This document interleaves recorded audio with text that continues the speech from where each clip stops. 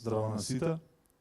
Фала ви пуно што дојдовте на денешниот настан. Знаеме дека е продолжен викенд, дека можда сите си го планираме нели да одмориме, ама логистички ни беше наједноставно денеска да го организираме, а и мислам дека супер ќе си поминеме со оглед на тоа што е една убава тема за која што ретко се зборува кај нас, или кога се зборува имаме доста ограничени информации и ни фали едукација и ни фали во најмала рака разговор на овие теми, за да можеме малце да размислуваме и надворот, нели, развојни игри, окей, кодирање, дизајнирање, но што после тоа и како тоа се случува и во земјите од околината.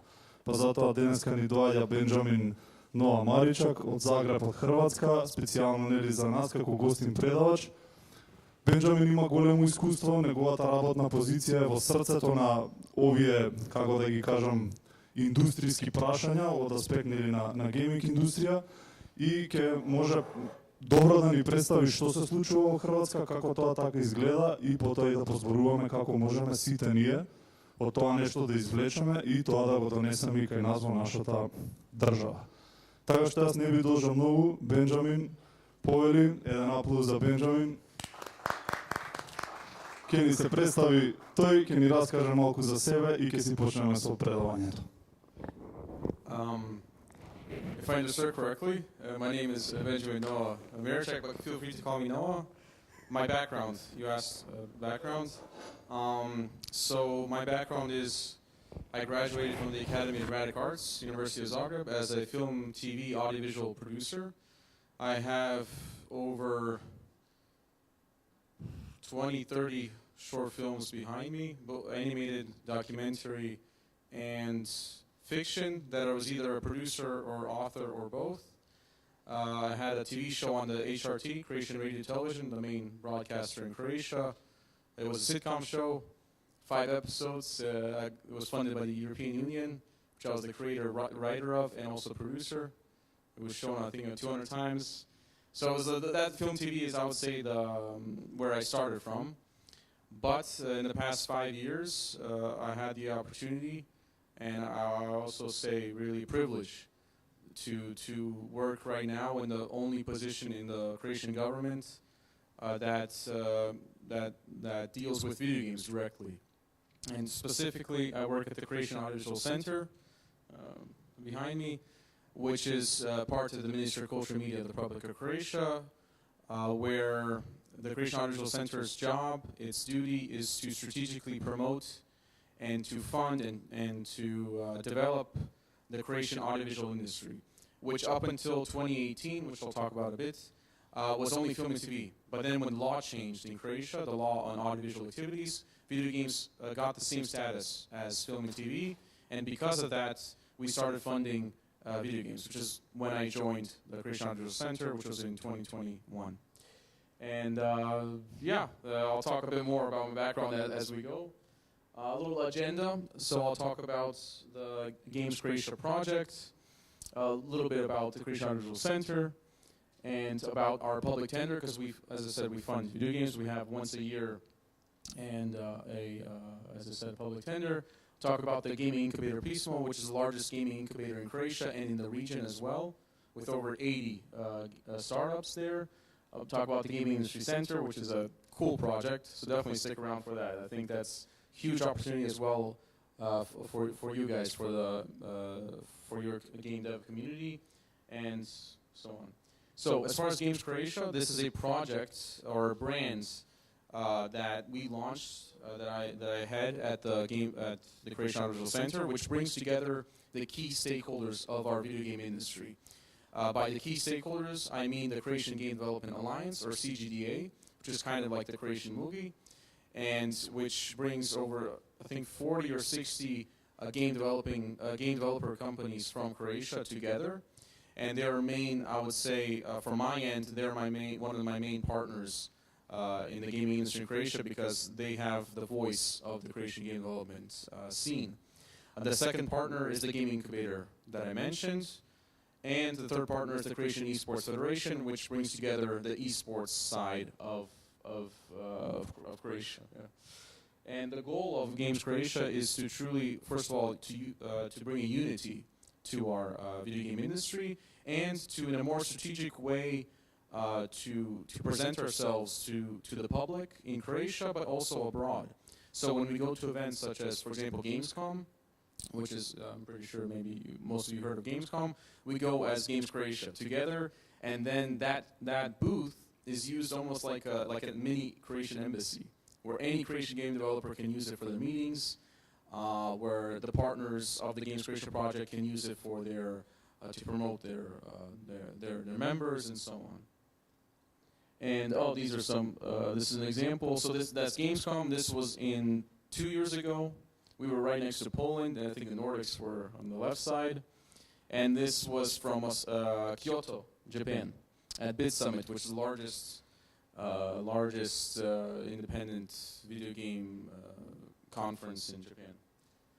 And as far as the Croatian Audiovisual Center goes, we are a government-backed strategic agency. We were founded by the government of Croatia in 2008. We are part of the Ministry of Culture and Media, but we autonomously, so independently, we decide on which projects to fund. We have a lot of public calls for film stuff, for film festivals, for film education programs, and all types of films, all genres, short form, feature length, and so on, and video games. Video games like the little brother that joined a couple years ago, and we're the little brother, so we're trying to grow. And as far as the public tender itself, this is really interesting, especially if somebody's here from the government side or has influence there.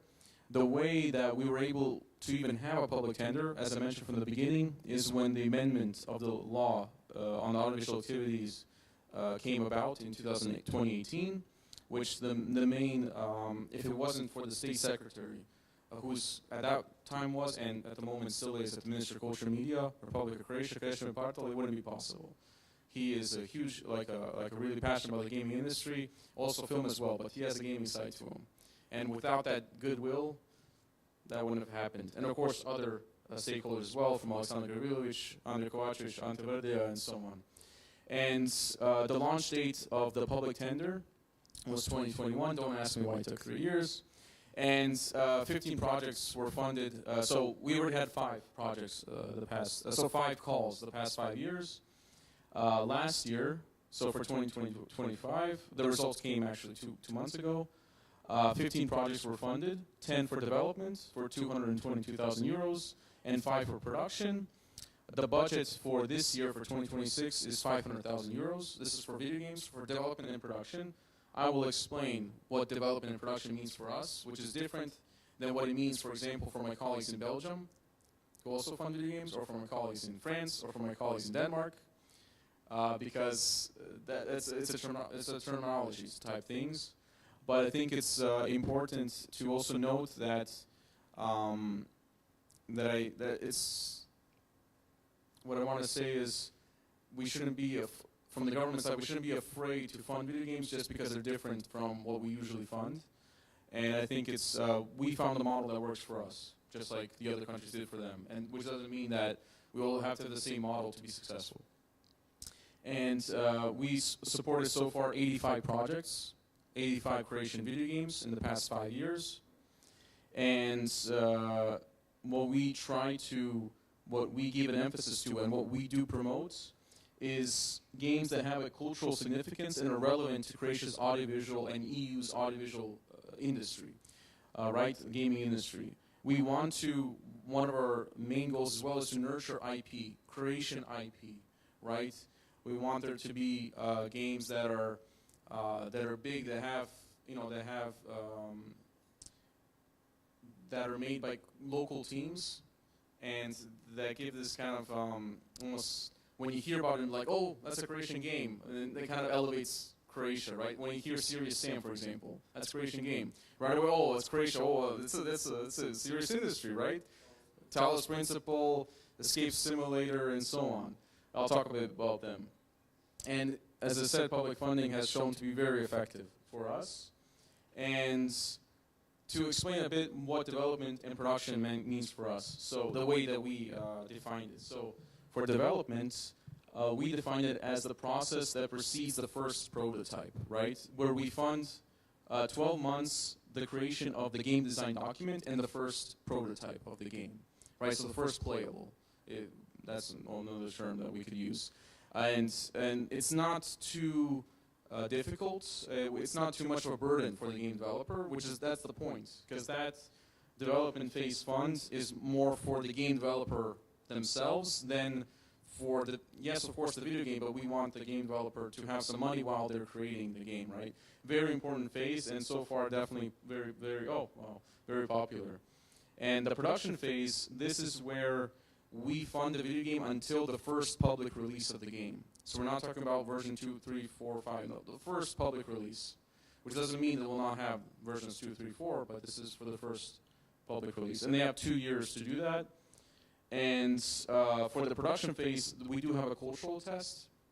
And by the cultural test, it just means that you have to have at least 16 points, which will not influence if you'll get the funding or not, but you have to have at least 16 points from the overall test. For example, one of the questions is the main author of the game Croatian? If it is, you have 3 points.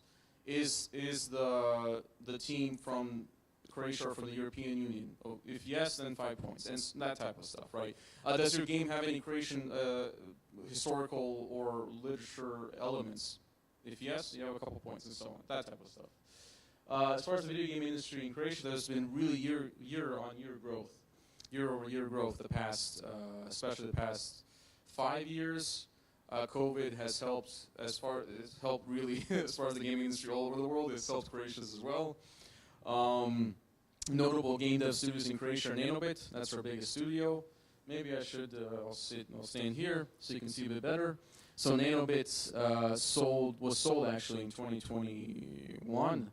To a Swedish, there you are, to a Swedish company called Stillfront.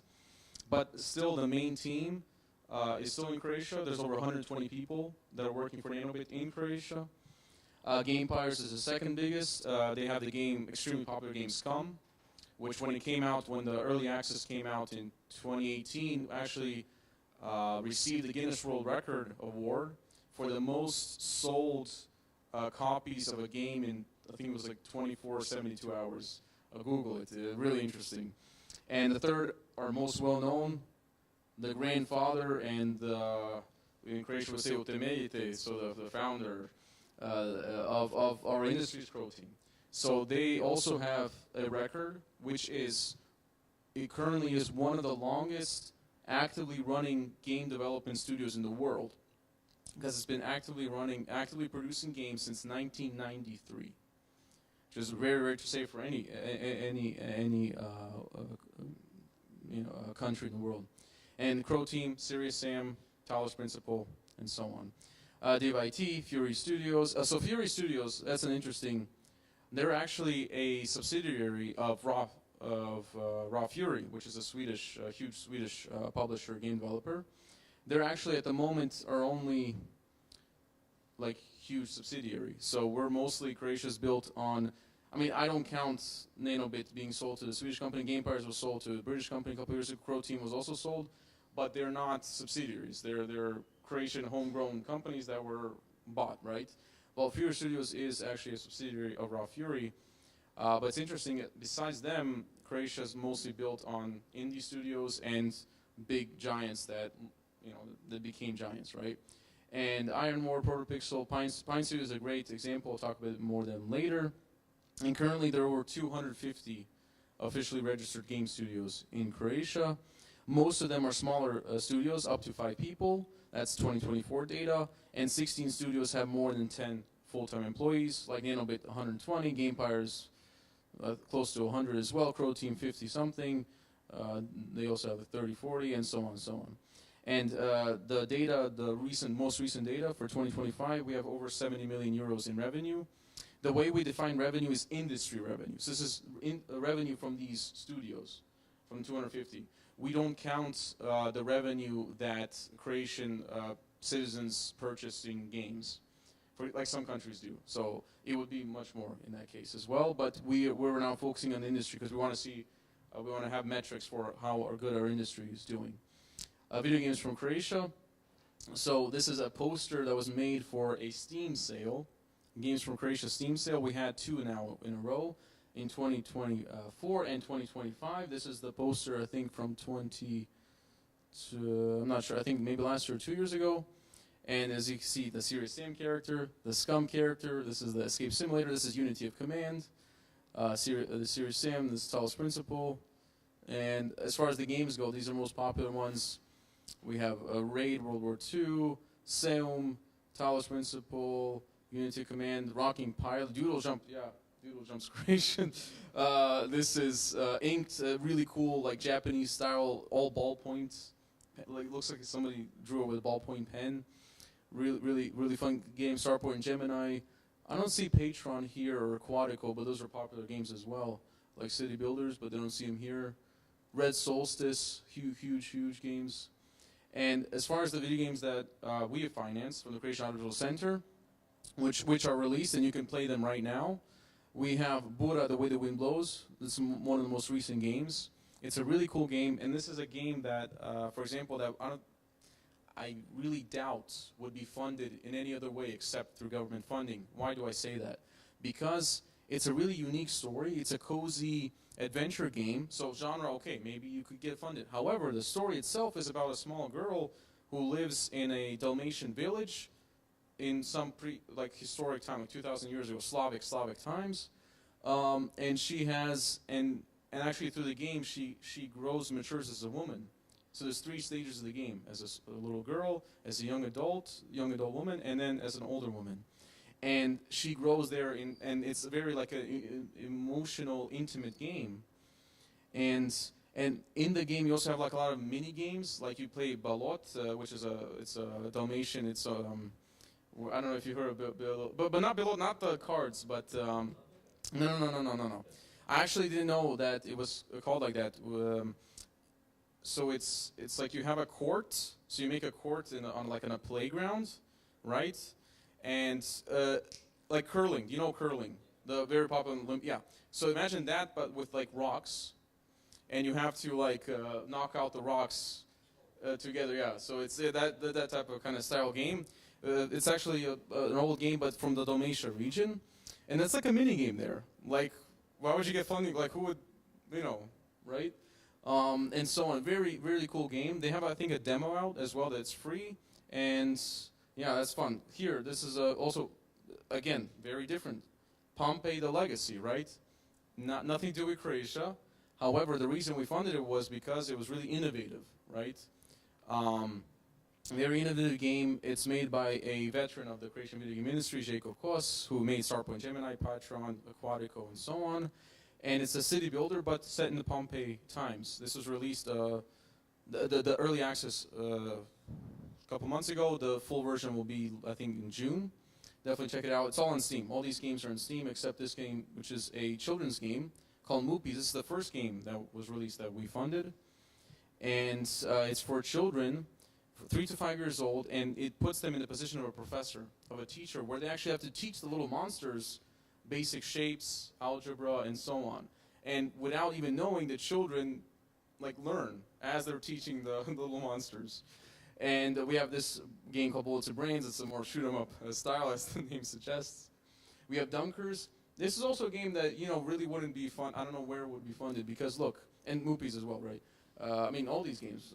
That's why that's why it's important to have government funding. For example, Dunkers is first of all, the style of it. It's all hand-drawn and then put in Unity to put the mechanics. So it's the main author of the game. He's a comic book artist, very popular comic book artist in Croatia, and he wanted to make a basketball fundamentals type, like competitive game, but more of a let's learn the fundamentals of basketball type competitive game.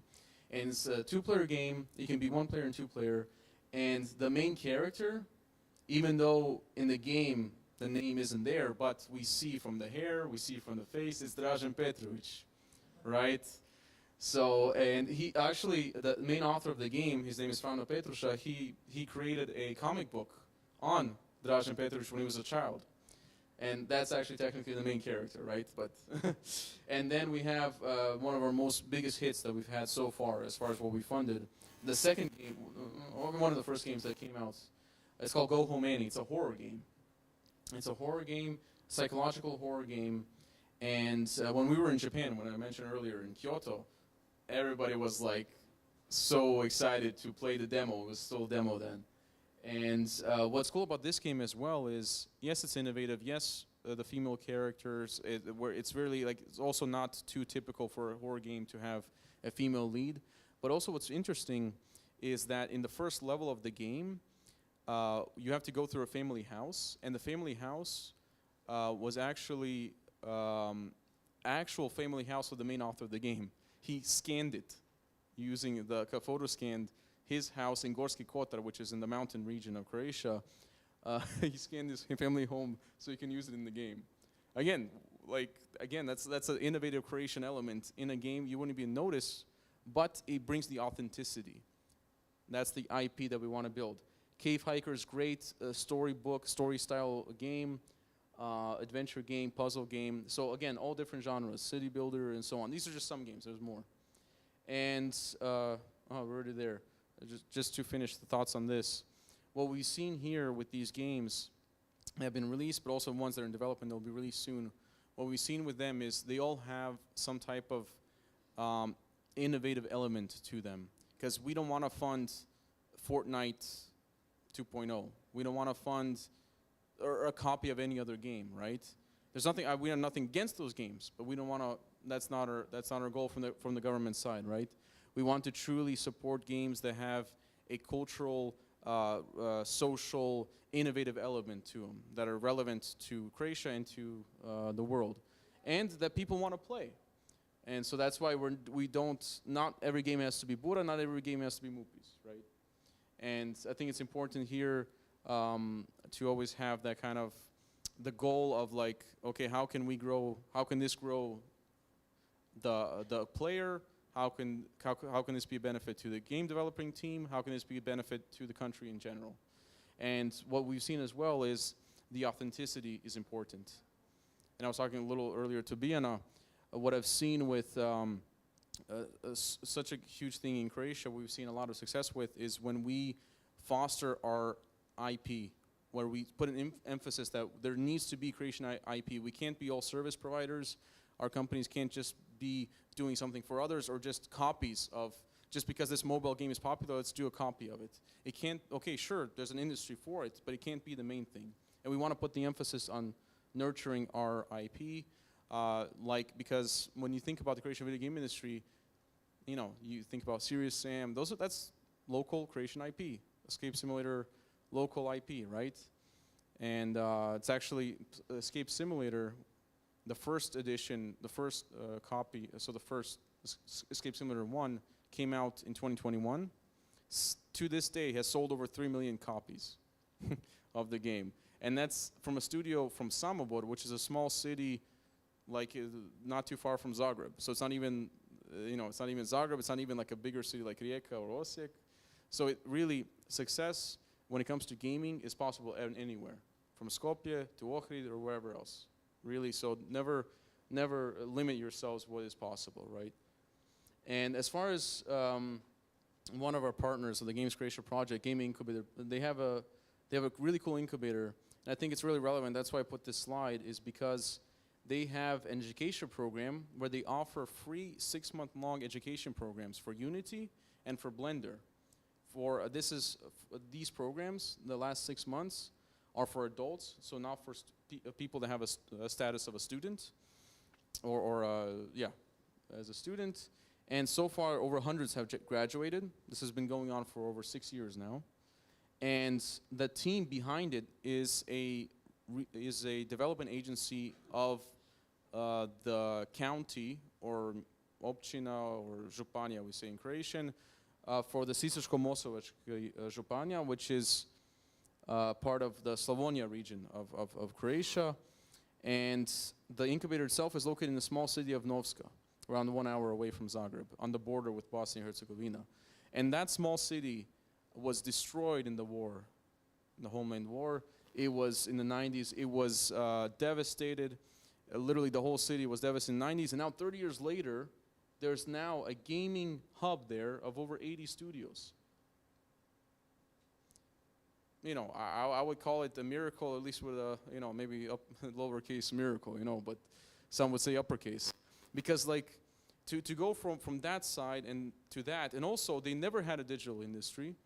It was always timber, it was metallurgy, so metal stuff, timber stuff, so, you know, wood. And now you have the main gaming, like, hub in the city of Novska, which is for the whole region. It's such a huge story.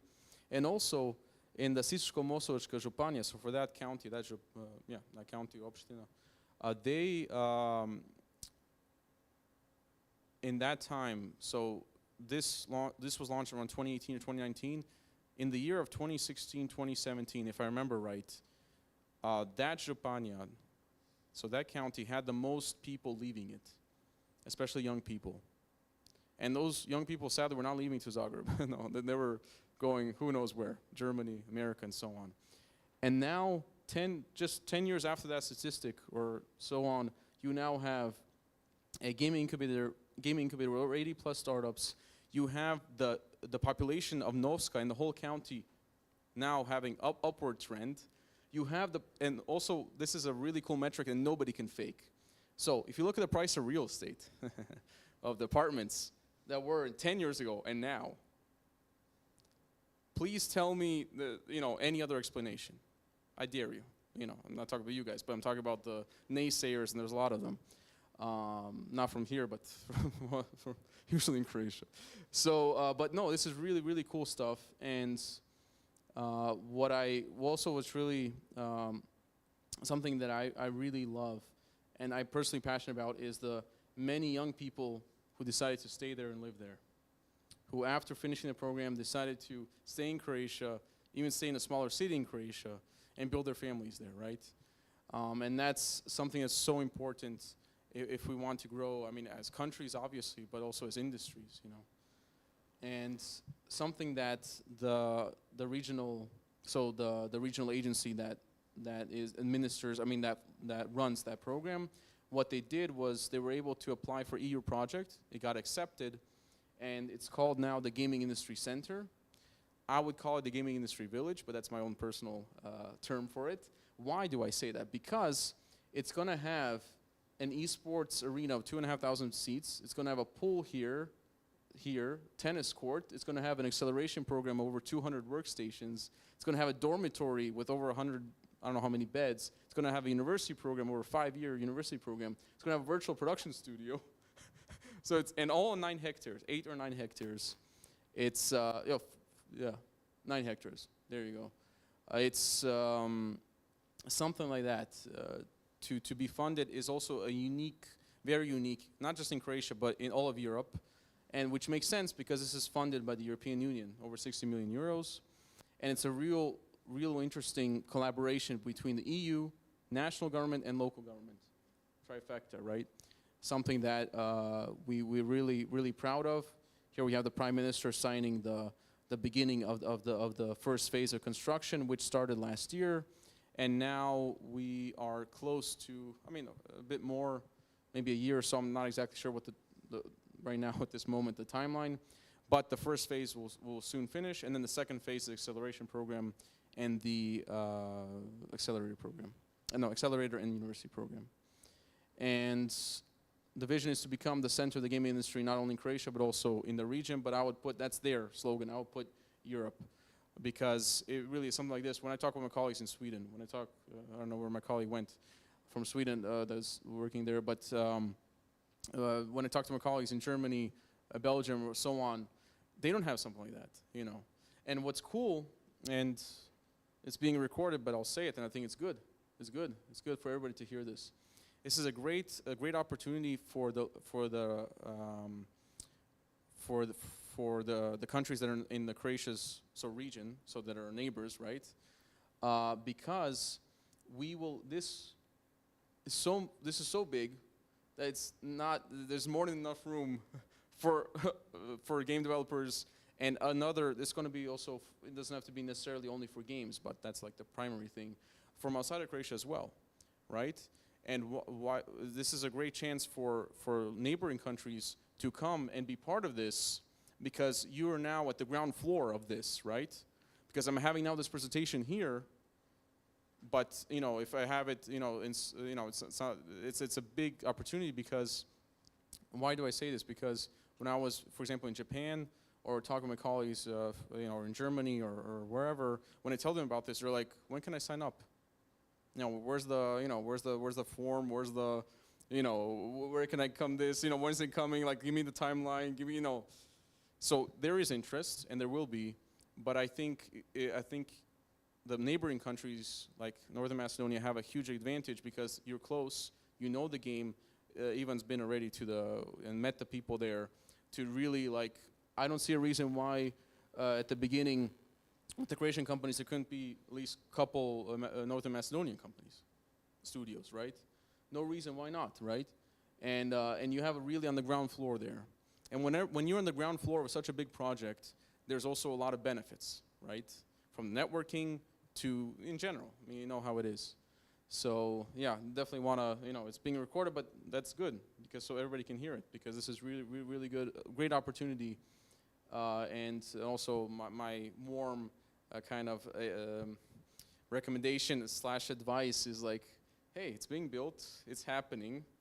You're not stopping an EU funded machine because this is happening. Why not be part of it, right? As far as education networking, we have a lot of programs. Obviously, I talked about the incubator. We have high school programs. Currently, we have a high school program. It's 4 years, and at the end, the child, or teenager, they get a certificate and they get a diploma as a video game. We say tehničar za izradu video igara in the official sense, but let's say game developer. And currently we have it in two cities, Novska and Sisak. And it's interesting, that was also EU funded for the textbooks. So over 23 textbooks were made for the high school program. Currently it's being used in these 2 cities, but I've heard that I think other cities in Croatia will join that. We have this EU funded Edu4Games project, which is the first education program for adults funded by the European Union. That was 5 years ago, I think. And we have university courses in a lot of universities in Croatia, both public and private. As far as a full 3-year or 5-year course, we have, there is at the University of Algebra Bernays, which is a private university. And we have a bunch of events. One of them I put first here. We got to promote the Blend Film and Games conference. The 3rd edition will be this year in October. This conference, which I launched together with my colleague from the Zagreb Film Office, is the first conference in Croatia and one of the few ones in the world. I really don't know others, but that's why I say just in case few, that directly brings together the film industry and the gaming industry together. And we bring them together through keynotes, through panels, through workshops, and through networking things. Last year, I brought the animation director of the Baldur's Gate 3. I don't know if you heard of Baldur's Gate 3. Yeah, okay. 50 million copies sold, won all the awards, D&D, everything. I brought the animation director over because Baldur's Gate 3 is a great example of the film and kind of video game industries merging in this symbiosis, right? And the animation director, his name is Thierry. He, like, when he was talking in the keynote, it was like, everybody was just like, wow, this is serious stuff. And he also had a workshop, motion capture workshop, where for 12 people, they had 2 days intensive, like learning how to be motion capture directors. Great stuff. And it's all free, available for anybody. Anybody can come, not just Croatian. And we had international people as well. Also, as you see this little, if you notice this little shirt here and those little eyes, that's the cat from the film Flow, which won the Oscar for Best Animated Film last year. And fun fact, I don't know how many of you know this, and that's the reason, Goran, I asked you, it was all made in Blender, which is usually a program that we use for video games or graphic design. And it's one of the, Blender is actually part of the 6-month-long education programs Novska has. So he was part of he's the main animator of Martinis Upitis from Latvia. It's actually from Latvia. Again, smaller country, doing great things. And so, okay, we also have Expo Gamers. This event is in the city of Opatija. It's not too far from the city of Rijeka. Right now, it's in its 3rd year, and this year it's going to have a bunch of people, international guests, publishers are coming. Definitely recommend that if you want to come to a gaming event in Croatia. It's going to be in May, end of May.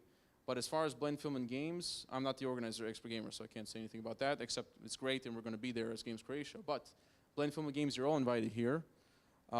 Most likely it will be free. However, even if we have to pay something, you won't have to pay. You just send me an email and you will get in no worries. Especially also, if you will come, it's going to be in October. As I said, October 2 days, October 23rd, 24th, Friday, Saturday. For the workshops, it's limited number of people. But if you send me in time, you want to be part of that workshop, yeah, I can put you in a workshop and we'll have you there. So definitely recommend that. Fantastic Gaming Show, that's an event more esports, a bit more related. That's going to be in Pula, in Istrija. And then we have Croatian video game industry meetups, which I organize through as Croatian Audiovisual Center, as Games Croatia, where this is very important. These events are a way that we showcase the games, the game developers that got funding from us. So literally, last year we had 2 events. On one event, 150 people came. The next one, 170 came, and we had no more chairs, so we might need a bigger. We'll see how we're going to handle it this year. But the concept of these events is the game developers that received funds from us. They have 7 minutes to pitch their games to an audience. Anybody can come. And we had, I think, 20 studios pitch their games last year. There's no competition, so when I say pitch, I just mean they present, right? But it's a great networking space for networking, and also there's other events as well. But these are some events that I wanted to highlight. As far as the future, we want to recruit the best and brightest video game developers all around the world. We will continue through the government support. We're continuing with our programs in Croatia as far as our emphasis on really having a healthy ecosystem in Croatia, right? It's good to have big guys, but without the little guys, you'll never have big guys again, right? Healthy ecosystem. That's really important. Ecosystem, there's many aspects to the ecosystem, and it's always important to nurture it, to grow it, and that's something that at the Croatian Audiovisual Center, Ministry of Culture and Media, Republic of Croatia, we are doing. Education initiatives, so we're having the 5-year university program that's going to be in Novska, but there's other ones that are going to be opening as well, and the center as well. I mean, this is a behemoth. Like it has its own bullet point. You can have its own, yeah. And yeah, thank you for listening. I'm sorry if it was a bit longer, but I had some ideas pop in for connection points with you guys. Thank you. Question? Yeah. You have any questions? I would love to. Maybe we can. Or panel. Yeah, my suggestion is to just take a short break, maybe 5 minutes, and then we can come back and focus it. Yeah, make a focused Q&A session. We have also some questions prepared, and you can ask your own. So, sounds good. Yep.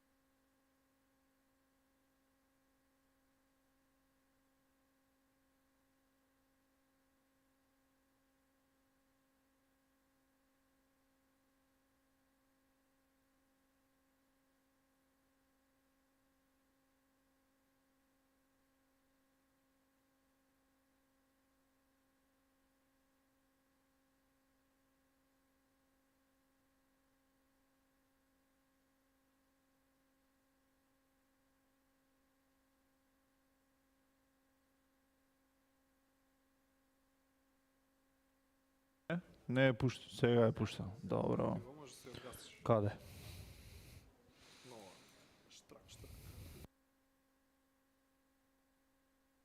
Добро.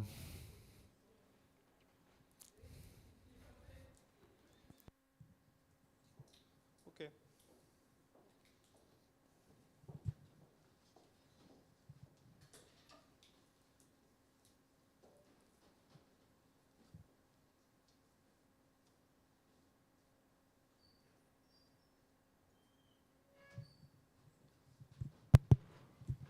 Се слушаме, така?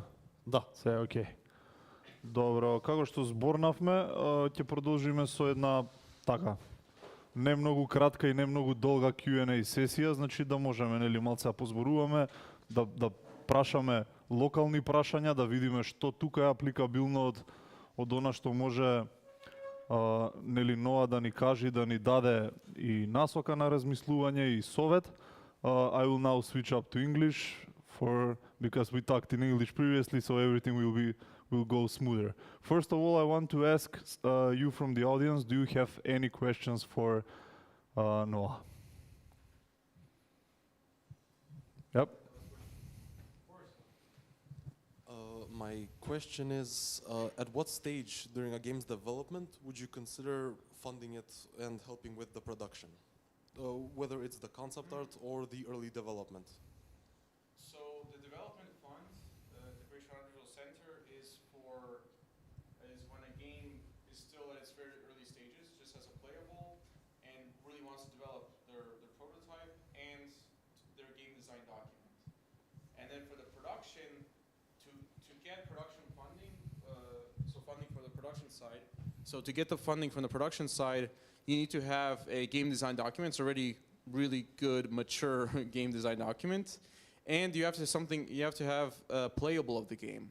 Now, what percentage? I think maybe it's easiest to talk about percentage-wise. You know, is it 20% of the game, 30%, 40, or something like that? Will all, or more, will all help the artistic consultant. So the artistic, we call umietički savjetnik or artistic advisor. They are the person who chooses, creatively evaluates the games, the applications, and then gives the recommendations to our audiovisual. We have audiovisual vijeće or audiovisual council that, in the end of the day, vote. You know, will the games pass? Will the recommendations of the artistic advisor pass or not? So the artistic advisor, they obviously for the production, because that's like the big subcategory of the fund for the video game fund. They try to I mean, from what I've seen in the past years, is like they try to take games for production that have a huge chance. I mean, that have a 100% chance. I mean, they will get released. So they will sooner fund a game that has a really nice build, maybe 40, 50%, that's nice, than somebody who only has maybe 10%. Because you have a 2-year deadline, there's bigger chance that the build that's in a higher stage of maturity will actually be released than the one that isn't. That has been usually the case so far. And I think the advice from the artistic advisor side is if somebody does apply for the production funding, but their game is not, their build is not in a high capacity, or their game design document is not really mature, is not really well developed. Usually advice is like, hey, next year better maybe apply to development funding, and so to make your game better and more developed, more ready for the production phase. Yeah. No. Any other questions? Yep.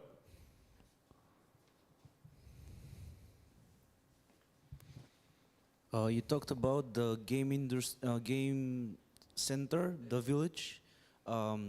What's exactly that? Is it university connected to it? Is it just accelerator? You said there's a space for studios. How do they apply for that? What's the whole process? What's it like? I want to get deep into that.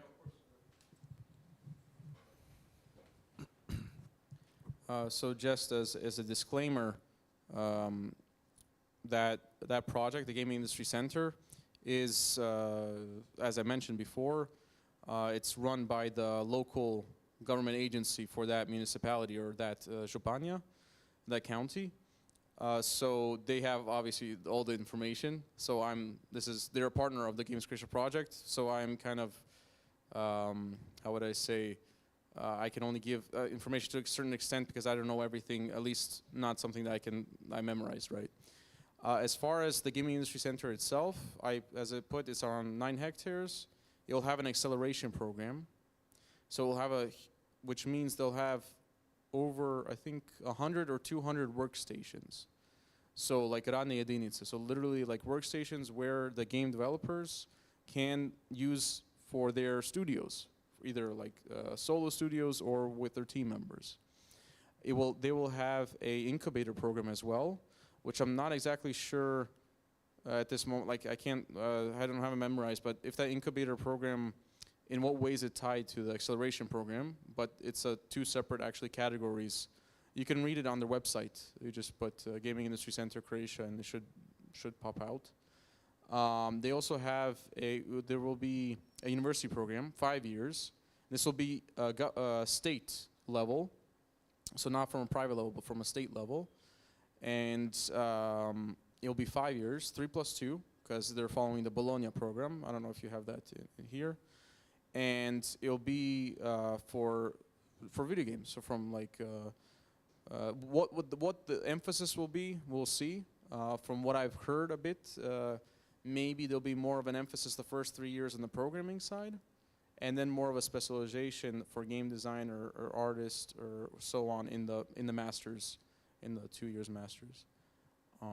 Besides that, the esports arena, or maybe the correct term, actually, I call it esports arena, but actually I think the official term is a video game testing arena.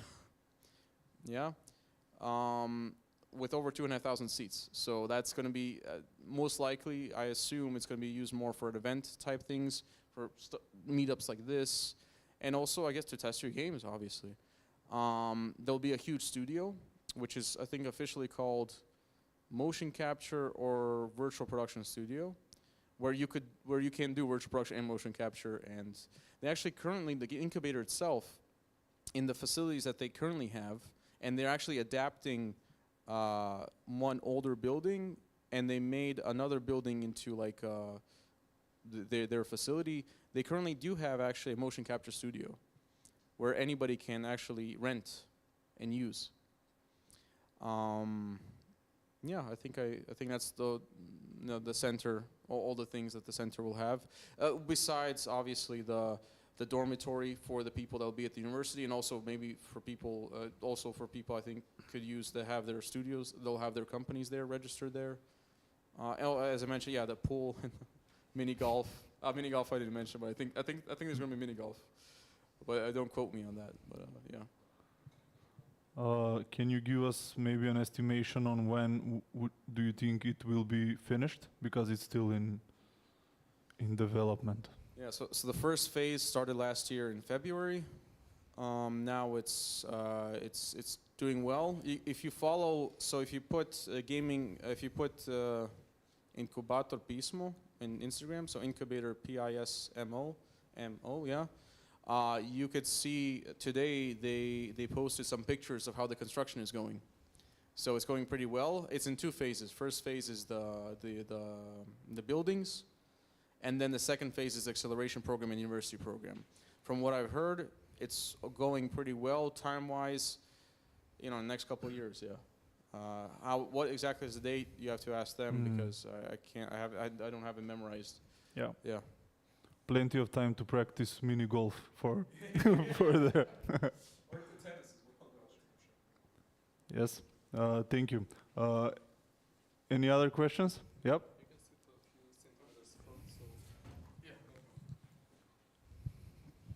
Hello. You mentioned there's like an event where they pitch games, Yes. and I don't remember the name of the event. So those events are called Croatian video game meetups. So Croatian video game history meetups. we say susreti hrvatske industrije video igara, and those events specifically are only for studios that receive funding from us, from the Croatian Outreach Center. As far as pitching events in general, before, however, because of various reasons, it won't be anymore. Reboot developed Blue, if you've heard of it, in Dubrovnik. It was 10 years, probably one of the biggest video game events in Southeast Europe, with thousands of people, from indies to C-level execs. They had a pitching where indie studios can pitch their games to an audience and stuff.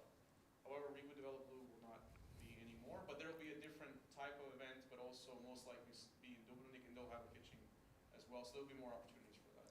Okay, well, I wanted to ask is, can a foreign like studio show like a public playtest in some of these events? Yes, so Expo Gamers, yes, because you can have your own booth, you can have your own in the indie arena, you can have either way, in the festival itself, in the conference itself, you can present, showcase your game to the public, and I think Expo Gamers might even have some kind of pitching side to it, but they definitely have for the indies, and many indies from all over Europe come. Is it So like Expo Gamers I would recommend. That's in May, end of May. Besides them, Zagreb Games Week. I forgot to put that in the slide. But Zagreb Games Week is in November this year, 3 days. You'll be in Zagreb, and they will also have where any studio can come and showcase their game, and they pay for their indie booth, and so you can. okay? So it's just like you have to pay for the booth and you That's can. it, yeah. Okay, That's thank it, you. yeah. Thanks. Thank you. Any other questions? Yeah, sure. I can hear it. You also talked about the other events. Can you give us when will they happen? Are they occurring? Where can we follow them? Inform them? Of course. Yeah, so Blend Film and Games, so the first conference in Croatia, one of the rare ones in the world that brings together the film industry and the gaming industry, where I had Baldur's Gate 3 and the other guys there. This year it will be in October. I mean, every year it's in October so far. It's going to be 23rd of October and 24th. So Friday, Saturday. We have a website. Just type in blendfilmandgames.eu. We have an Instagram as well, so you can follow us there as far as Blend goes. Expo Gamers, they have a website. So just type in Expo Gamers. They have an Instagram. Fantastic Gaming Show, they also have a website and Instagram. Zagreb Games Week also has that. The Croatian video game history, the Croatian industry, how did I translate it? Croatian industry meetups. On the Games Croatia Instagram and social channels, you can follow those events. This year, the first one will be middle of September, and the second one will be early November. So we'll have two events, and those are free. Anybody can come, no problem. And that's a great opportunity if you really want to meet in a really chill environment, the Croatian video game community. I would recommend those Croatian video game Croatian video game industry meetups. Why did I get confused? Because this is really interesting. We opened, Croatia was opened, and then my dear colleagues, Damir Šlogar and Ante Verde, opened last year the Video Game History Museum. It's on 3 levels. It's in Zagreb. 3 levels, 3 kata. You have it goes from the 60s, 70s, 80s, and it stopped in 90s, and it stops 2001 history. And you have literally thousands of original consoles and games. And it's actually the owner of that museum and who opened, the creator of it, Damir Šlogar. He has one of the biggest collections of video game memorabilia in the world. And actually, in the museum right now, there's only 10% of his collection, and that's 3 floors a level, right? It's huge. I joked about it with Domino. Where do you keep the other stuff? On 10 floors? I definitely recommend that. That's in Zagreb. It opened up last year in May. It's winning awards for best like visual, like design of the space. It's really cool how they did it. Definitely recommend that. So if you're ever in Zagreb, that's definitely a place that I would recommend to go. It's really cool what they've done. And also 2 or 3 months ago, they opened a special exhibit about the Croatian video game history and about the 80s and usually I think it's 70s, 80s, about the early games like Kung Fu. I think it was Kung Fu Hustle. One was called Vruće ljetovanje. And so on, yeah, so a lot of those, I didn't hear about some of them before, and it's really interesting to know. So, yeah, those are, yeah. I don't know how they were distributed. I think I don't know. It's not even sure. Yeah, exactly. Yeah. Perfect, thank you. If you don't have any more questions from the audience, we can panel discussion, as we like to say, but it's more of a open discussion between you and Noah, and you can also participate if you have something to add up or ask. In the meantime, feel free.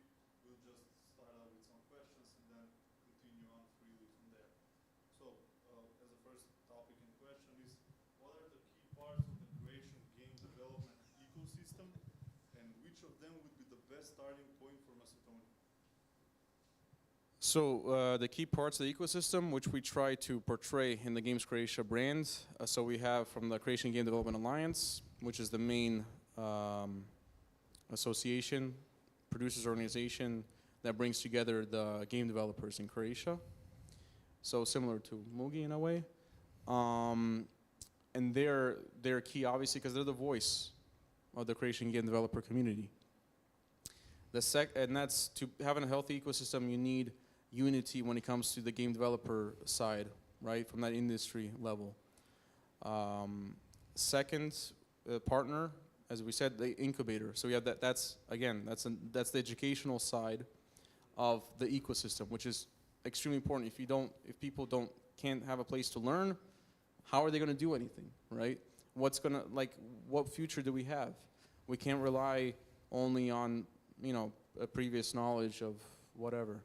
So that's very so to have a healthy ecosystem, you need to have a strong incubation and acceleration program. Third partner is the Croatian Esports Federation. And I think it's important here is when we talk about the gaming industry, video game industry, not to forget about the overall industry. So yes, game dev, but you have the esports sides as well. You have the playing side. You have the community there. You have so many aspects why esports is important. And also esports is the direct, in some ways, on the front lines with the player. They're either the players themselves or they bring it to the player. They bring it to the citizen, the person, right? And usually in the esports industry, usually they're the ones that create the events and they create the conferences. So it's really to have a healthy ecosystem, that side has to be healthy as well. And for them to be healthy, for them to grow, to develop, they have to have a good relationships with the game developers. And again, we come to the relationships, we come back to the unity, right? Respect. We don't all have to agree with each other, and I can guarantee you we don't all agree with each other. However, we have this in the Games Croatia brand project. We have the goal is to build the Croatian video game industry, for it to grow. The Croatian Esports Federation has that. The Croatian Game Development Alliance has it. Gaming Incubator Pismo and the center has it.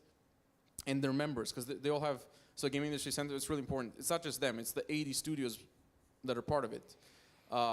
Croatian Game Development Alliance, it's not just them, it's the 60 members they have. Croatian Esports Federation, it's not just them, it's how many members they have, right? And who they represent. And they all represent, right?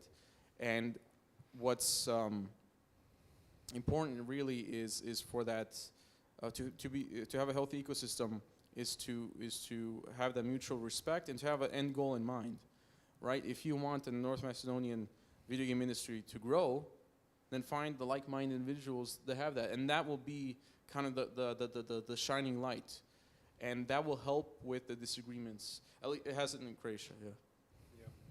Thank you.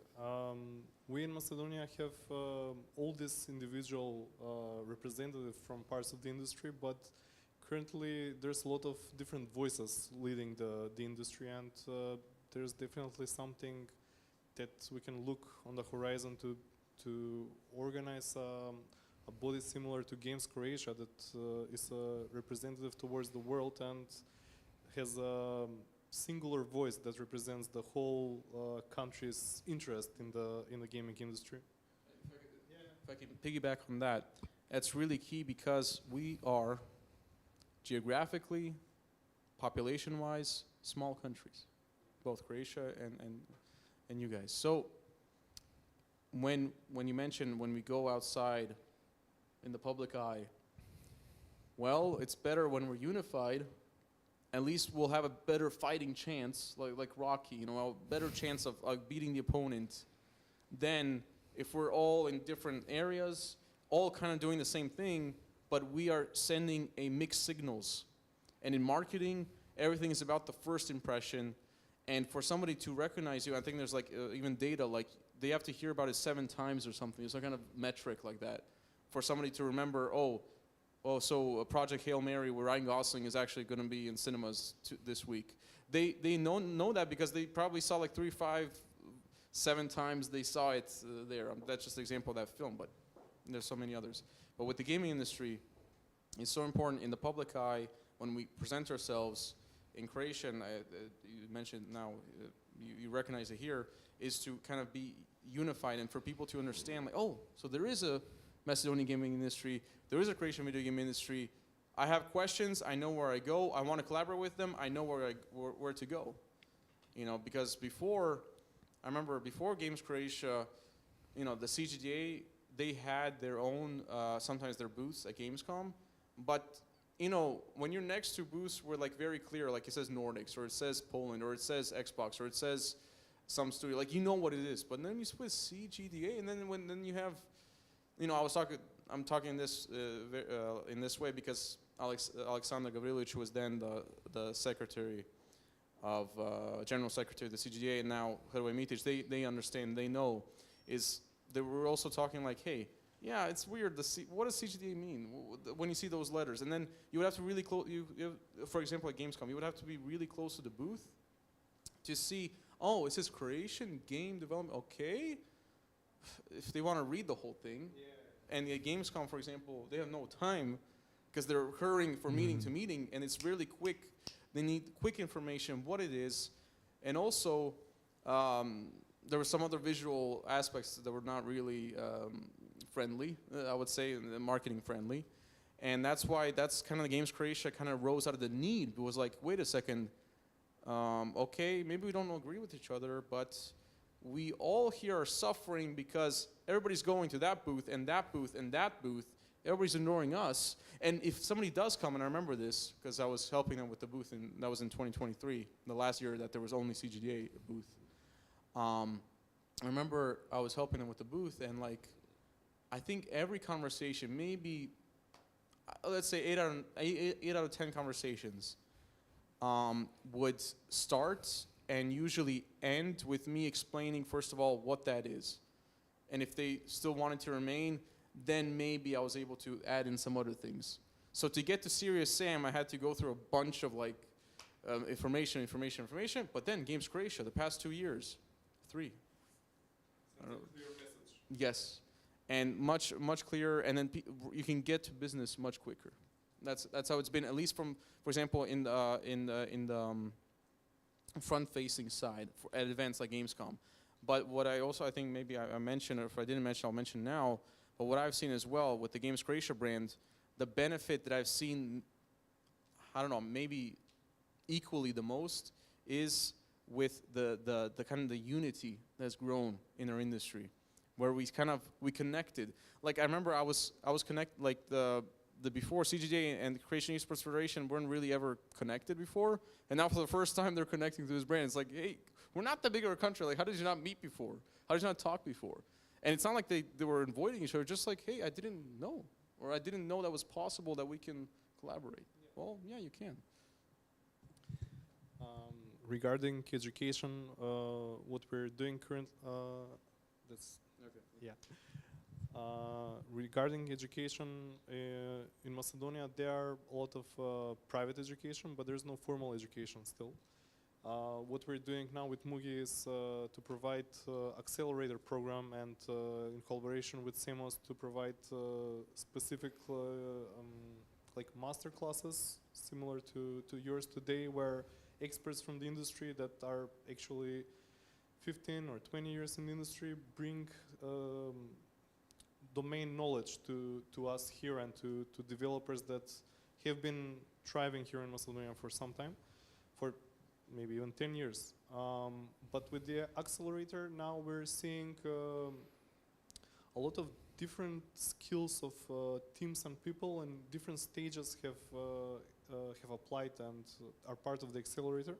Currently there are, I think, 12 or 13 teams with around 40 people in total going through this acceleration process of learning soft skills and business development skills, and specifically how to start a business and how to be productive in how to be commercial in the game industry. I think a lot of people in Macedonia love creating games and love participating in game jams, but the critical skills that they lack is how to turn that into a commercial product and be sustainable as a team over a long time and continue working on your passion. And that's something that we're trying to address with the accelerator, especially after the global game jam.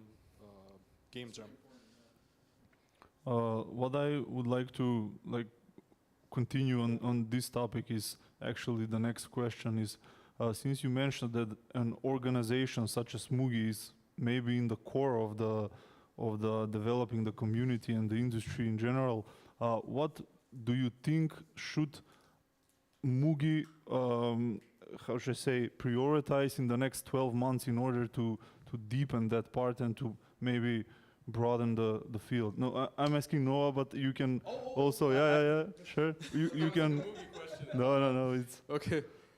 What should Mugi do in the next 12 months? I mean, what should an entity that tries to combine all the people that are enthusiastic about creating games focus on? Because we have education, we have networking, we have maybe creating events and creating platforms or creating products or many different branches that we can go through. So maybe what do you consider the core, like? What we're doing, and we can follow up on that.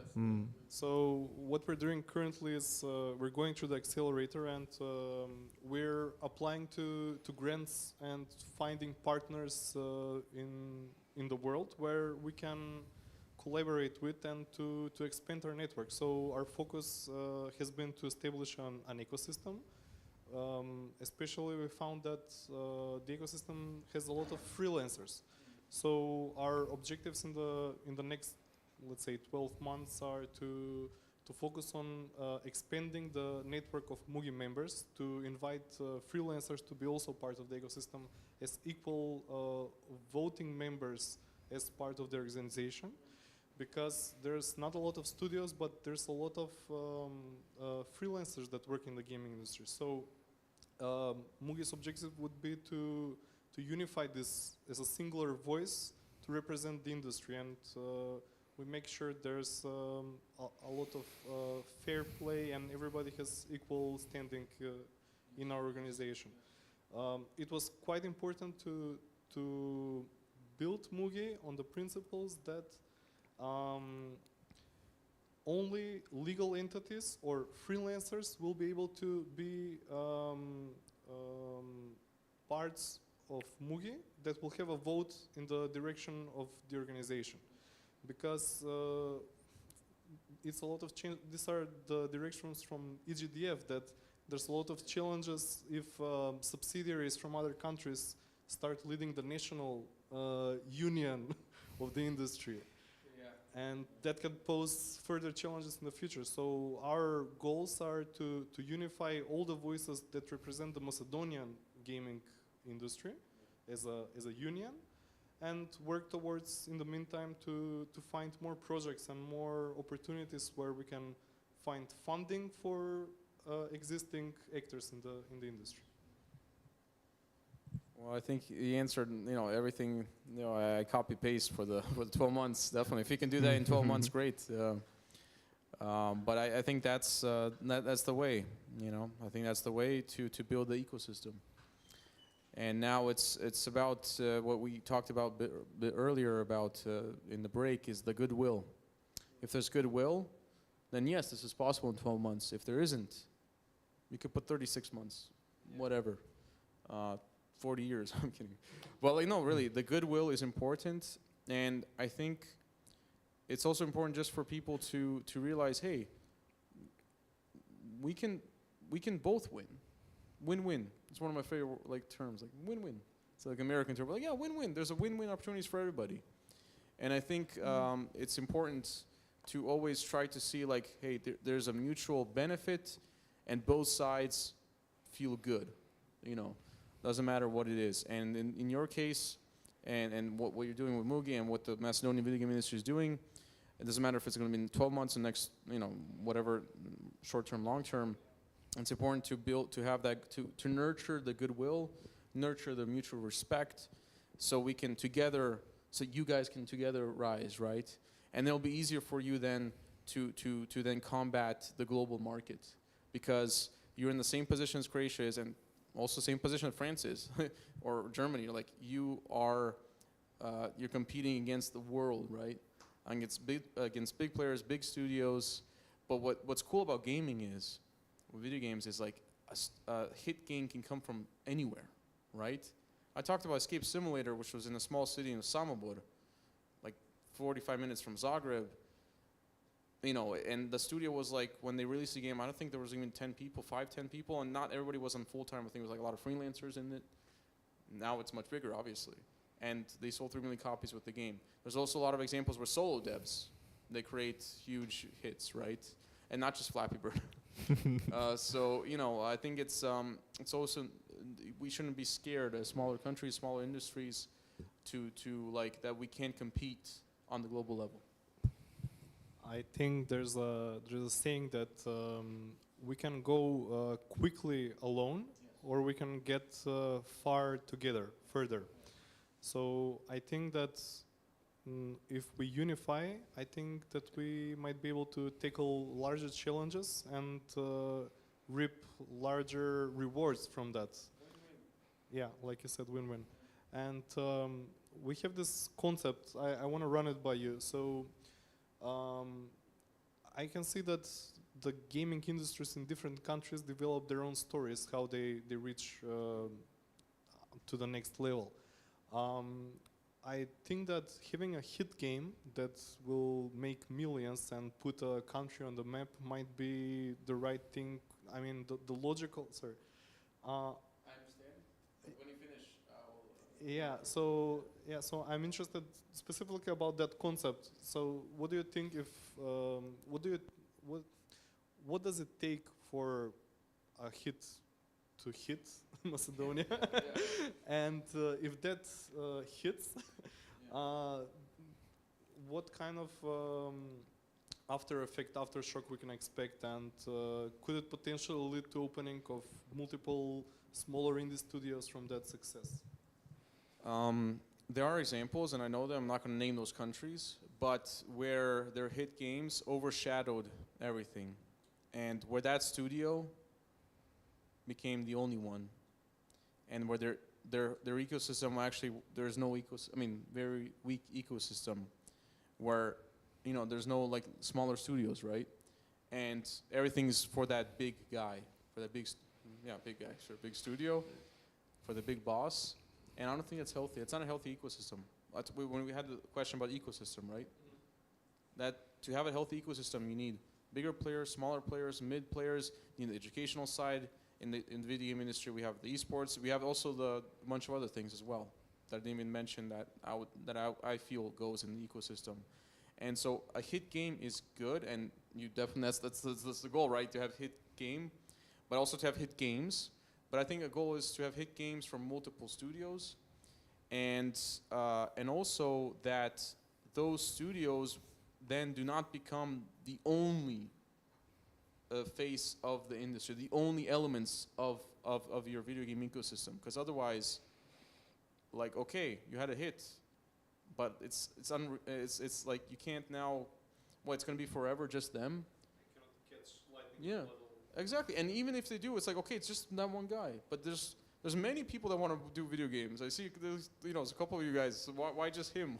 Why just him, right? It's great if they have success, but like, and you should not. I mean, I think it's not good to now like hit on the big guy and just like, oh, you're big, you're successful, and now you're bad. No. However, we have to be responsible for the whole ecosystem, right? And from the government side, and that's definitely something that the CEO of the Croatian Audiovisual Center, Chris Marčić, where he always puts the emphasis on like, let's the full ecosystem, right? In the film, but also in the video games, right? And I think it's really important. And so I think no one project will now be the only one and the end all, be all and end all of the industry. However, yes, a hit game can definitely put you on the map. I think it's good to use that, right? So that's why now I mentioned today, I don't know how many times Serious Sam and Talos Principle and Escape Simulator, because yes, they're now part of the brand. However, if it was just only that would be really sad. And it's not good for them either, because they need people and to work. Yes, of course. And then that's why a lot of what's really cool was with Crow Team, for example, they recognize like, hey, we need new generations, right? We need people who, people are retiring, the old guys from the 80s and the 90s who were then young adults, and now they're not young adults 20 years later anymore. And so they actually, Crow Team for a bit, they did have an accelerator program actually. And some mid-sized studios now, and also I think, studios now. So the bigger studios now, mid-sized and also bigger studios now, actually arose from those accelerators. But then, and then they went on their own thing. So I think it's the bigger guys also have a responsibility. I think Crow Team is a great example of how they're able to do it. And so I think, the ecosystem, a healthy ecosystem. Yep, perfect. We talked about public funding, and you have a certain amount of experience in it.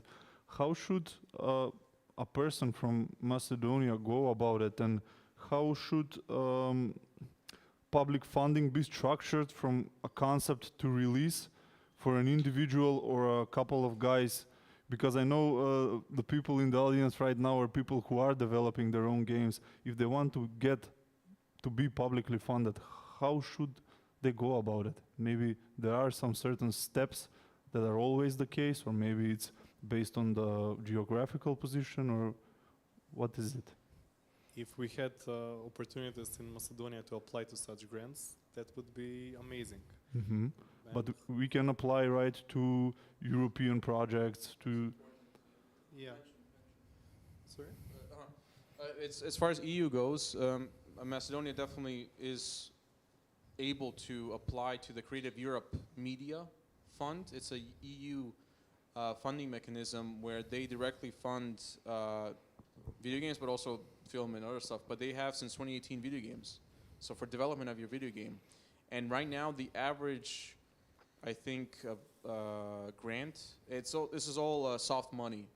Like, you don't even have to, the game never has to technically be released. So it's like, it's more about like, you develop the game. And hopefully, obviously, they want it to be released. But, it's not that pressure that you would have from some VC, who, So to get back to the Creative Europe Media, right now, I think the average sum of money that you get, so subsidy that you get, is around 200,000 euros, which is really good.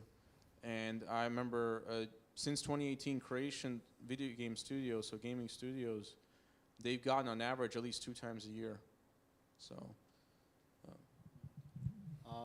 Just this year, it was our first time applying to this specific grant, Creative Media, and we wrote an application with a few studios from Macedonia, and we're waiting for the results of that. And it was very interesting, because they we couldn't imagine this was possible, like you said, for development and production. So the grant gives up to 200 euros for pre-production to develop your first playable. So that's something that, yeah. So that's something that, for me, it was very interesting. We couldn't even imagine that they are supporting the developing the concept to develop the game towards the first playable and first demo. That's. I think you mentioned a bit or at least that's how I understood the question, is like what kind of funding would be great for video game developers. And I think it has to begin with the seed funding. So for the prototype, for the GDD, for the game design document, for that early stage, because that's the stage where you're most vulnerable, usually, as a game developer. And that's a stage where very few publishers, very few VCs, or very few angel investors, or very few investors in general will finance, because obviously it's too much of a risk for them, and I understand if I would be using my own money, right? But here, that's something where the government funding and EU, in this case, funding, really helps. And I think it's really necessary, and has shown the most fruit is really in that seed funding, in the early prototype. And then hopefully that studio, using that money, will then actually develop their game to a mature stage, and then they can more easily, I mean, it's still tough, but they have a bigger chance of finding then private capital to finish the game. Yeah, I think most game developers in Macedonia imagine that they need to build a project up until 70 or 80% and then pitch to a publisher, and that's quite tough. Even though the food in Macedonia is great.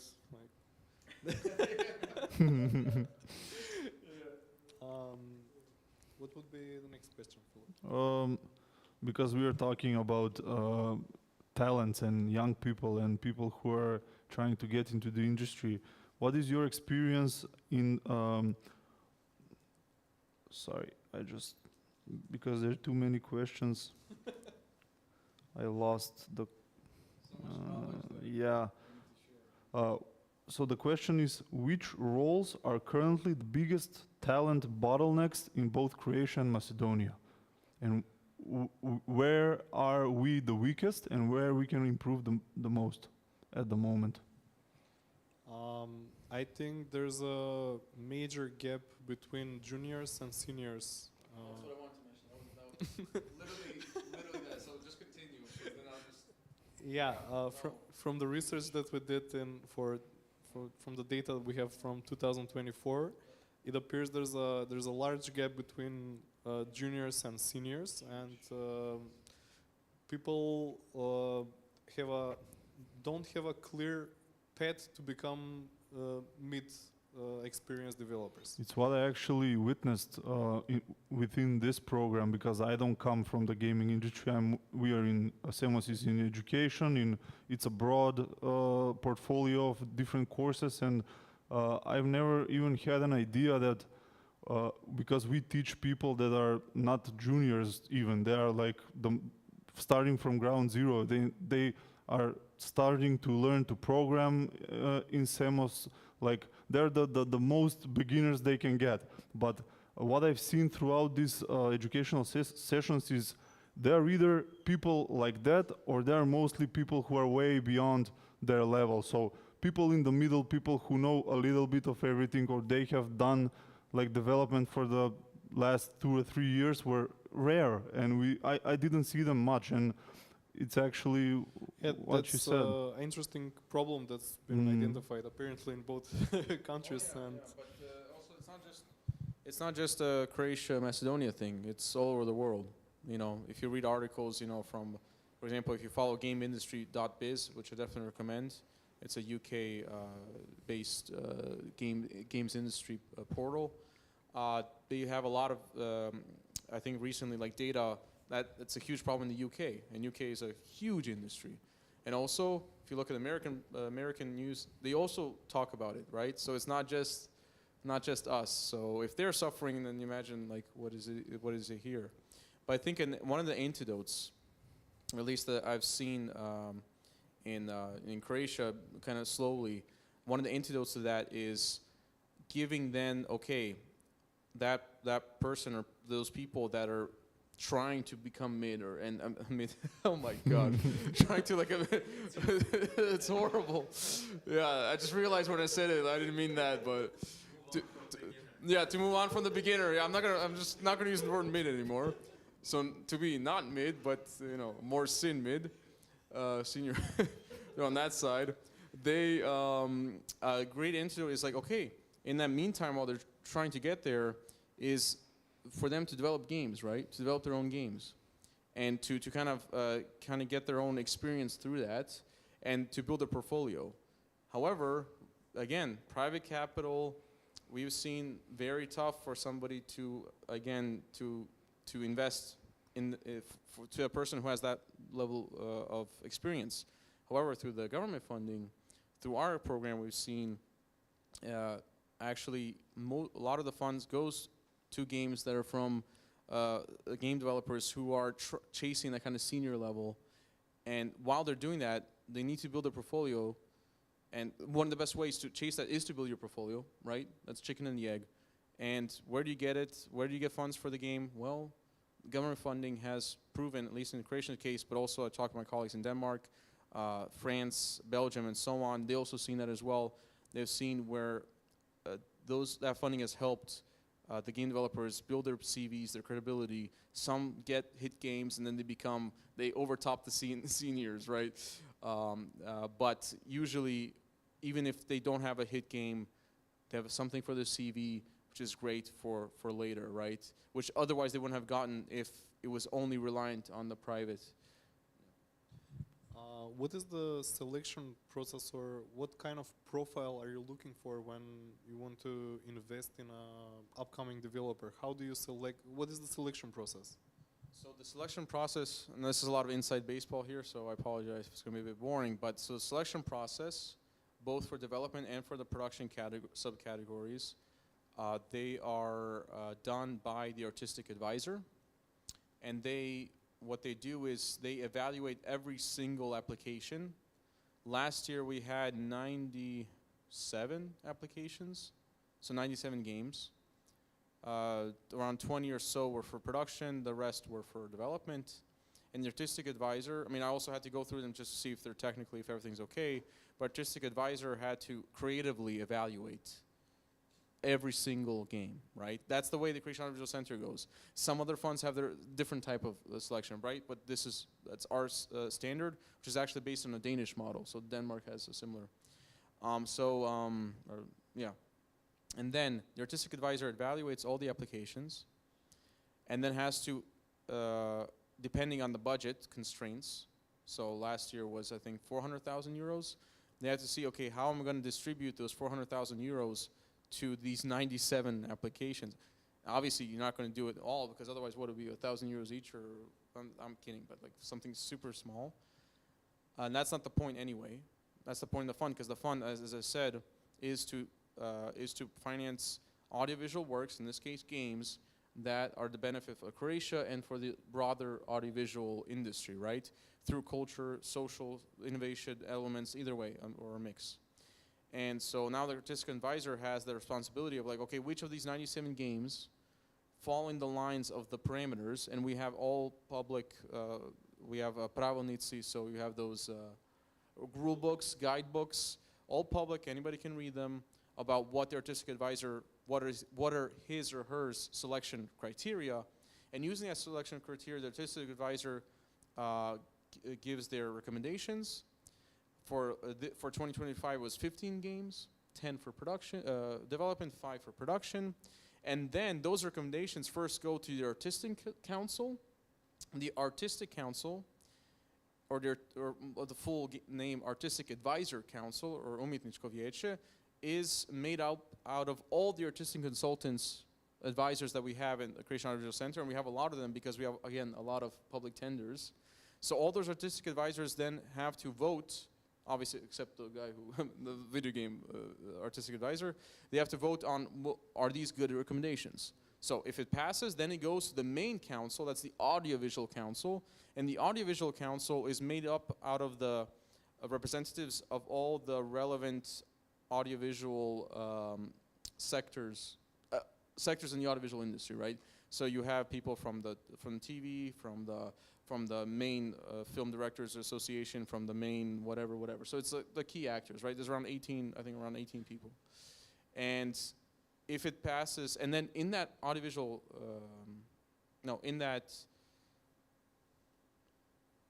in the audiovisual committee, audiovisual vijeće, they have to now, the artistic advisor has to now pitch to them and present his or hers 15 recommendations, right, that they had, which had to, before that, pass through the artistic council and committee.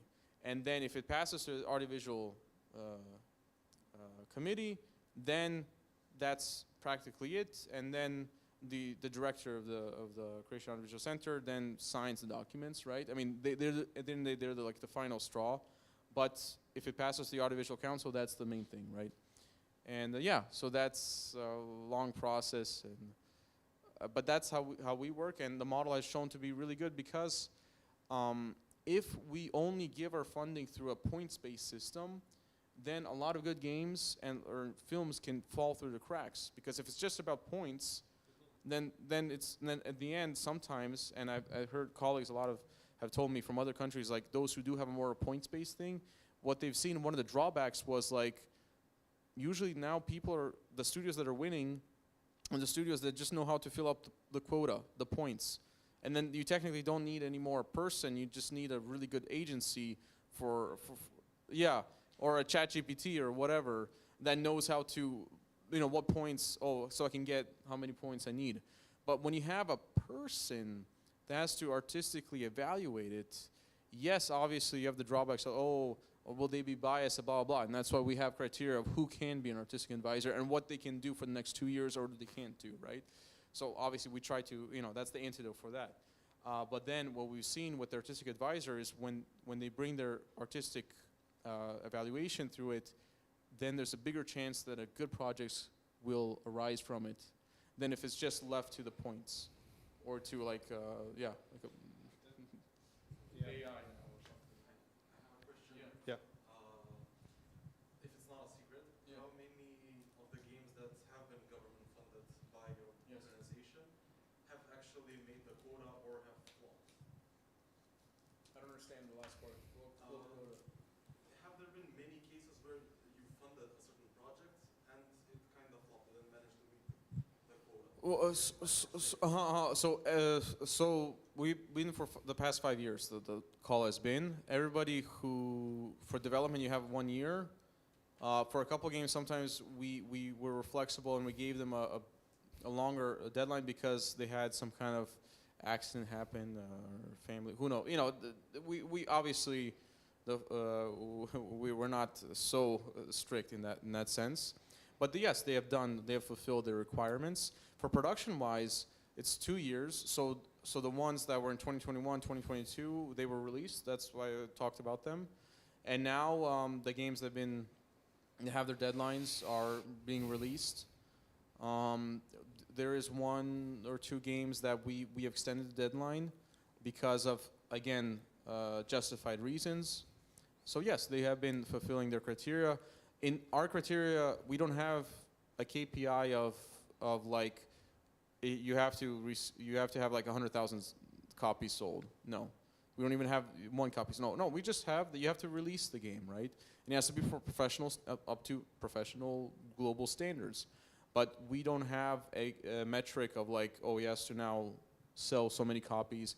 We don't even have, at least that's how our fund works. Some are not like that, but our doesn't even have any cash back, no revenue. They don't have to, if they sell games, they keep all their money or whatever. So it's not from that sense as well. Yeah. Yeah, that's the difference between a state-funded fund to support release of games. You have 85 that you have funded so far. Yeah, so, and alternatively, if you're working with a publisher, you would expect much stricter limitations about and KPIs, what you need to. So as I understand the KPIs for your fund. KPIs, but if I could just So our KPIs are we pay out the money in installments, right? So for example, for production, you have 3 phases. The first phase, you get, okay, once you sign the contract, right? And you deliver, you deliver what you need to deliver. But the second phase, to get this, so that's 50%. To get 40% of the funding, that's the second phase, you have to give us an alpha version of your game. And now, this is something where artistic consultant really has to evaluate, okay, is this really an alpha, or is it not yet an alpha, or they're just saying it's an alpha, but it's really a glorified prototype, right? Because to get that second phase, second installment of the production money, to get it, the artistic advisor now really has to see, like, okay, you're really close to the finished product. Yeah, okay, this is the second installment.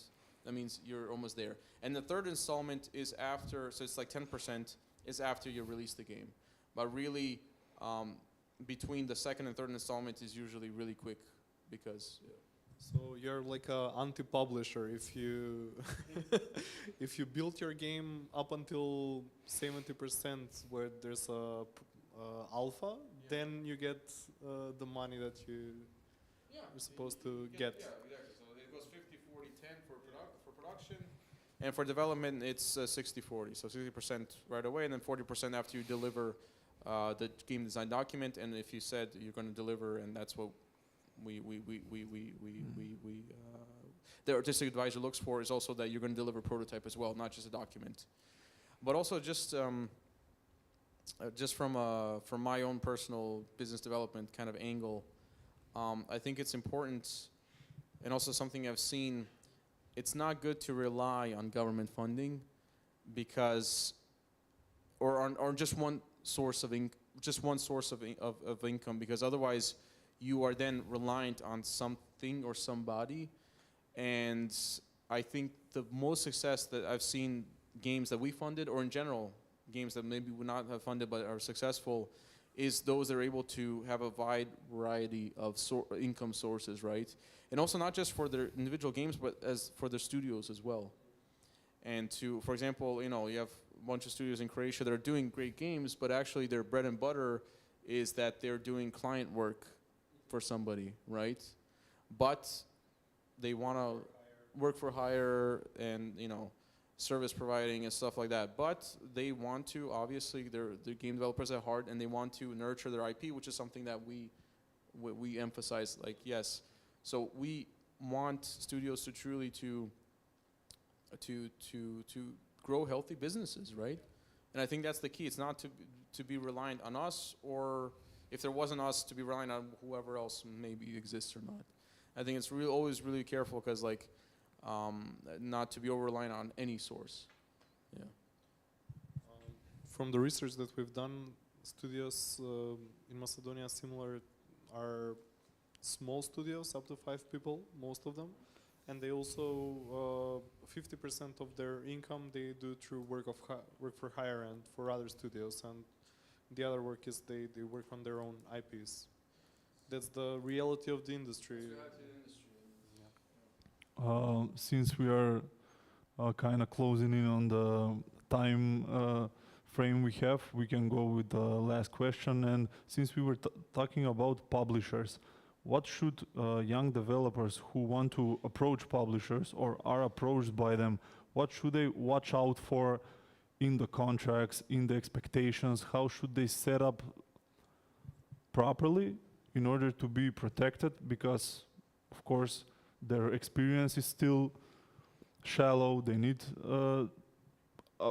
to prepare a bit more. So what would you consider like a good preparation, and what to actually look out for? So read the contracts. I've talked with a lot of game developers, and I'm also and also producer as well. So the legal side is really important, and something I really kind of I always try to give an emphasis on is, like, the devil is in the details, right?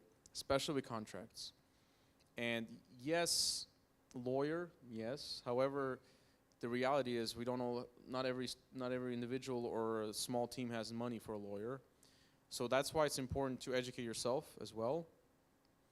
AI, I know I'm saying this, but I'm saying it can help.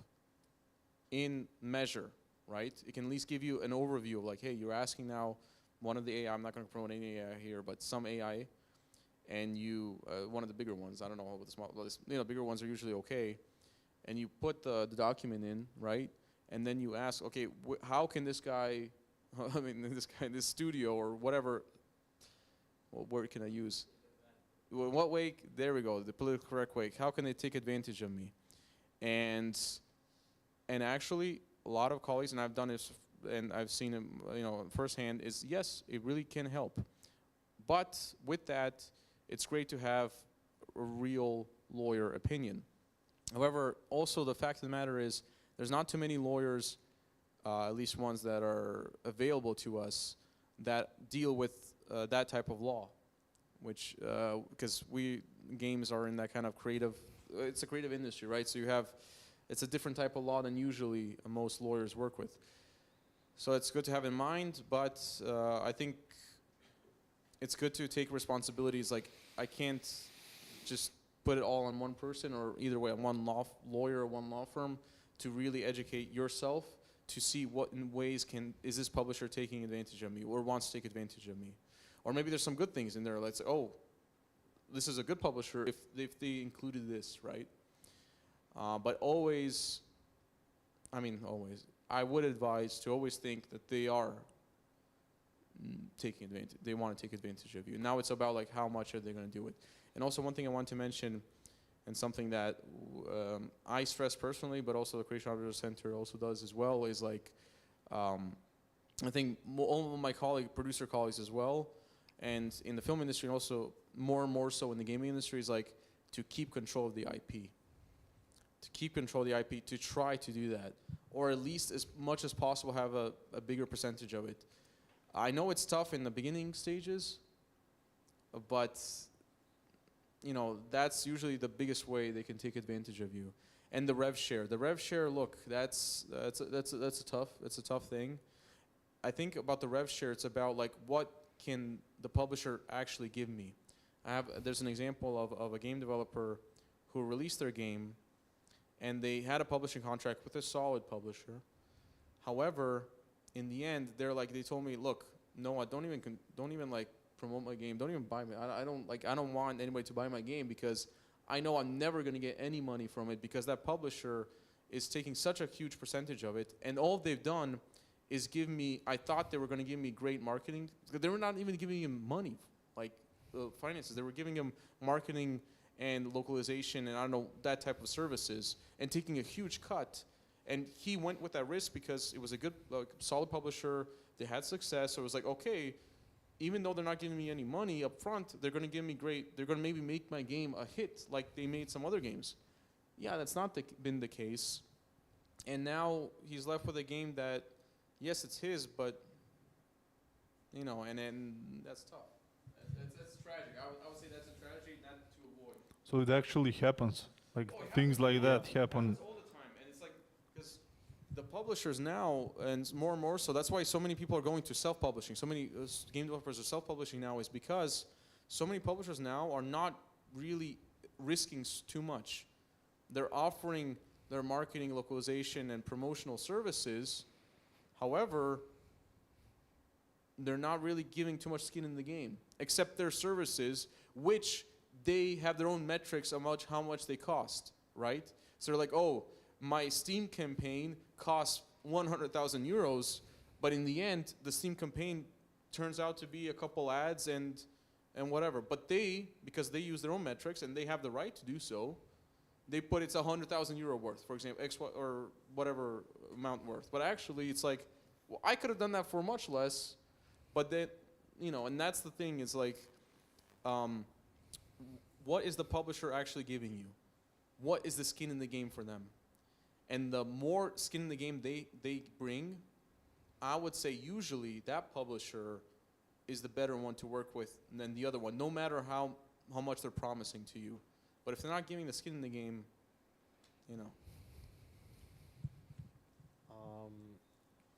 So I've learned that there are also publishers that are upcoming, and they also need to build their portfolio. So it's interesting to collaborate with publishers that give a lot lot better opportunities for younger studios and developers that alternatively older wolves or more experienced publisher would take advantage of.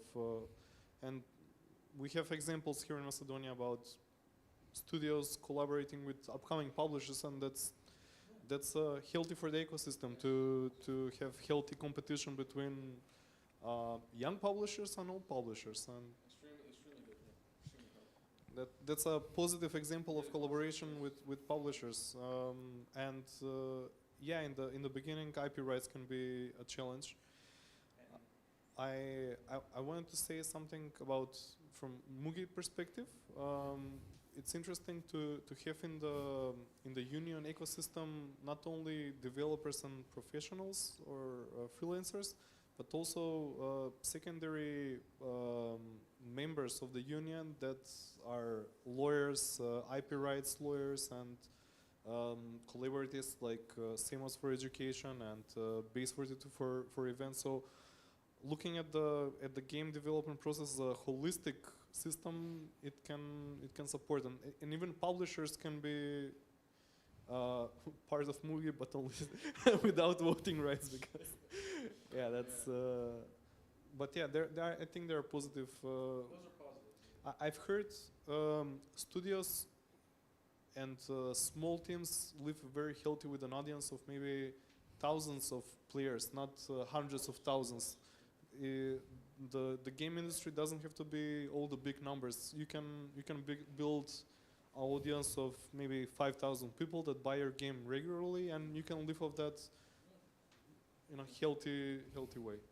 So it seems to me, as a non-technical person who've never even considered creating a game, that there are many obstacles and many challenges to overcome, because it's not just if there will be bugs in the game. It's more like many different things you have to consider. So it's really, how should I say, it feels good to me that there are people who actually want to push through all those challenges, because we are talking about different ways to overcome them. But imagine a single person sitting behind his desk and contemplating all of this and how he will proceed. So all the things we do, even together with our collaboration, and now Noah is part of that, it's actually trying to help those young people overcome those obstacles in many different areas.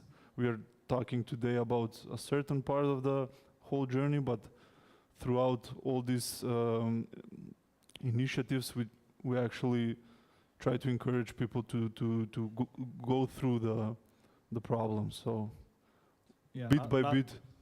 Not only survive, but thrive. Thrive, yeah. Yeah. I would like to close the session here. Thank you everyone who stayed. Thank you for all the interest and the questions. And although we are not a lot of people here, I know that we had like an... Hey, nobody knows that. Nobody knows that, yeah. The conversations are all like legit and informed, and it's not something that's random, or we can see that it's everyone can take an example in their real life from this. Yeah, I think it's much healthier to work with people that are really interested in this, and will get the most out of it than hundreds of people. Yeah, so thank you once again. We can get an applause to Noah, and thank him once again for coming here and doing the lecture and the session. Thank you for inviting me. Yeah. Thanks, guys.